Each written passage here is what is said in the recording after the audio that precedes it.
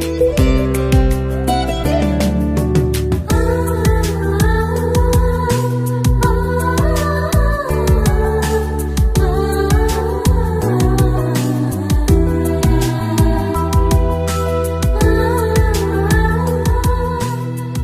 The lord. యేసుతో ప్రతిదినం అనే ఆధ్యాత్మిక కార్యక్రమానికి మిమ్మల్ని ప్రేమతో ఆహ్వానిస్తూ మీ అందరికీ నా హృదయపూర్వకంగా తెలియజేస్తున్నాను. ప్రియ దేవుని బిడ్డలారా, బాగున్నారు కదా? ఉదయం లేచి మరి ప్రార్థించి మరి దేవుని యొక్క వాక్యాన్ని చదివి ఉన్నారని నమ్ముతున్నాను. ప్రతిదినం యేసయ్యతో ప్రారంభించడం మనకెంతో ఆశీర్వాదకరం కదండి. మరి ప్రతి ఉదయం యేసయ్య ఇచ్చే ప్రతి శ్రేష్టమైన వాగ్దానాలు వింటూ మీరంతా ఆత్మీకంగా బలపరచబడుతున్నారని నేనైతే నమ్ముతున్నానండి. ఈరోజు కూడా శ్రేష్టమైన వాగ్దానం ప్రభు మనకిచ్చారు. ఆ వాగ్దానం ఏంటో చదువుకుందాం. యోబు గ్రంథము 5వ అధ్యాయము 11వ వచనం చివరి భాగాన్ని చదువుకుందాం. దుఃఖపడు వారిని క్షేమమునకు లేవనెత్తును. Praise the lord. ఎంత చక్కని మాట కదా. దుఃఖపడు వారిని మన దేవుడు క్షేమానికి లేవనెత్తే దేవుడై ఉన్నాడు. దేవుని బిడ్డలారా, ఏ పరిస్థితులు నీ జీవితంలో దుఃఖాన్ని కలుగజేస్తున్నాయి? భయంకరమైన రోగాలతో బాధపడుతున్నారా? నీ శరీరం ఉన్న రోగాన్ని బట్టి ప్రతిదినం దుఃఖపడుతున్నారా? నీ జీవితంలో నీ కుటుంబంలో వస్తున్న శ్రమలు, పోరాటాలు, మరి నిందలు, అవమానాలు ఒకవేళ నీ జీవితంలో దుఃఖాన్ని కలుగజేస్తున్నాయి. నీ జీవితంలో క్షేమం అనేది కనబడిన పరిస్థితులు ఉన్నాయా? ఒకవేళ నిరుద్యోగ సమస్య బట్టి ఒకవేళ ప్రతిదినం దుఃఖపడుతున్నారా? నీతోటి వారు మరి వారు ఉద్యోగాలు పొందుకున్నప్పుడు మీకు ఉద్యోగాలు లేనప్పుడు యవ్వన పిల్లలారా, ఒకవేళ ప్రతిరోజు ఇక నాకు ఉద్యోగం రాదు అని ఒకవేళ కన్నీటితో దుఃఖంతో ఉన్నారేమో, నా జీవితంలో ఇక మంచి రోజులు అనేది నేను చూడలేనేమో అని ఒకవేళ కృంగిపోతున్నారా? అలాగే మీ జీవితంలో బిడ్డలు లేకపోవడాన్ని బట్టి, వివాహమైన చాలా సంవత్సరాలు అవుతున్నా పిల్లలు లేకపోవడాన్ని బట్టి అనేక మంది నిందిస్తూ ఉన్నప్పుడు ఒకవేళ దుఃఖపడుతున్నారా? ఏ పరిస్థితులు బట్టి మరి దుఃఖపడుతున్నారు నానా? నీ దేవుడు ఈరోజు నీతో మాట్లాడుతున్నాడు. అదే దుఃఖ పరిస్థితుల్లో నిన్ను ఆయన ఉంచడు. ఖచ్చితంగా నీ జీవితంలో క్షేమాన్ని తీసుకొని వస్తాడు నీ దేవుడు. నేను క్షేమానికి లేవనెత్తే దేవుడు. ఆ దుఃఖకరమైన పరిస్థితుల్లో నిన్ను ఉంచడు. ఆ పడిపోయిన స్థితిలోనే నిన్ను ఉంచడు. ఆ దుఃఖంలోనే నిన్ను ఉండనివ్వడు. ఆయన నేను క్షేమానికి లేవనెత్తే దేవుడు. యోబు గారు అదే అంటున్నారు.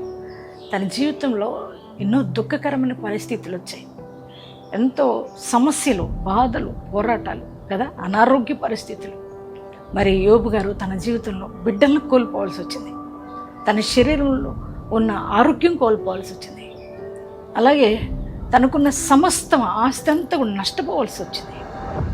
అవన్నీ పోగొట్టుకొని తన జీవితంలో దుఃఖ పరిస్థితులు ఎదురైనా దేవుడు యోబు గారిని వదలలేదు కదండి.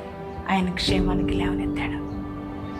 ఈరోజు నీ పరిస్థితులు కూడా అన్నీ పోగొట్టుకొని, ఉద్యోగం కోల్పోయి, బిడ్డలను పోగొట్టుకొని, ఆస్తిని పోగొట్టుకొని మరి ఒకళ్ళు దుఃఖపడుతున్నారా?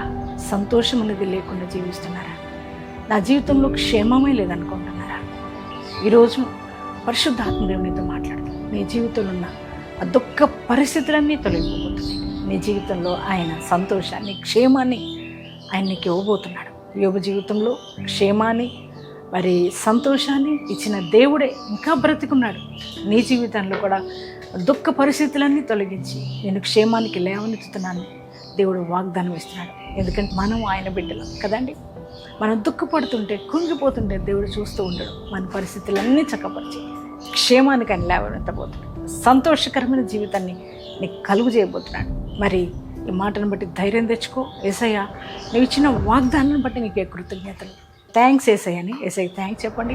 ఈ వాగ్దానాన్ని ఎత్తిపట్టి ప్రార్థించండి. ఎంతమంది ఈ వాగ్దానం విని మరియు వాగ్దానం మీ హృదయంలోకి రిసీవ్ చేసుకున్నారు, మీ అందరి జీవితాల్లో ఈ వాగ్దానం నెరవేర్చబడిన వాక ప్రార్థన చేసుకుందామండి. Thank you father. పరిశుద్ధుర మహోన్నతురానికి వందనాలు, స్తోత్రాలు.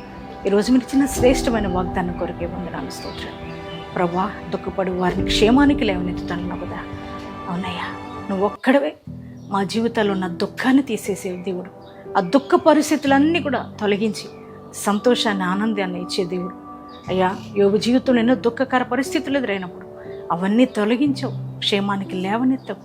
అదే దేవుడు ఇప్పుడు కూడా బ్రతుకుని మాతో మాట్లాడుతున్నావు.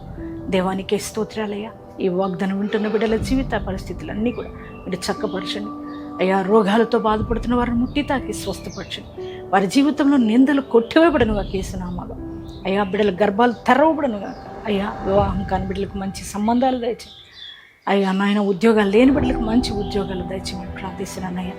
అలాగే కుటుంబాల్లో నెమ్మది ఇవ్వయ్యా. భార్య భర్తల మధ్య సమాధానం ఇవ్వయ్యా. ఏ కుటుంబాలు అయితే విడిపోయినారో ఆ కుటుంబాలను కట్టయ్యా. అయ్యా నాయన కోర్టు కేసుల్లో న్యాయం జరిగించండి. భూ వివాదాలను పరిష్కరించండి అయ్యా. నా తండ్రి క్షేమ స్థితిని ప్రతి ఒక్కరికి దయచేయమని. ఈరోజు మ్యారేజ్ డేస్ బర్త్డే చేసుకున్న ప్రతి వారి జీవితాన్ని ఆశీర్వదించమని. ఈ దినం నీ ప్రజెన్స్తో మమ్మల్ని నడిపించి మహిమ పొందుకొని యేసు నామములో ప్రార్థిస్తున్నాను తండ్రి. ఆమేన్.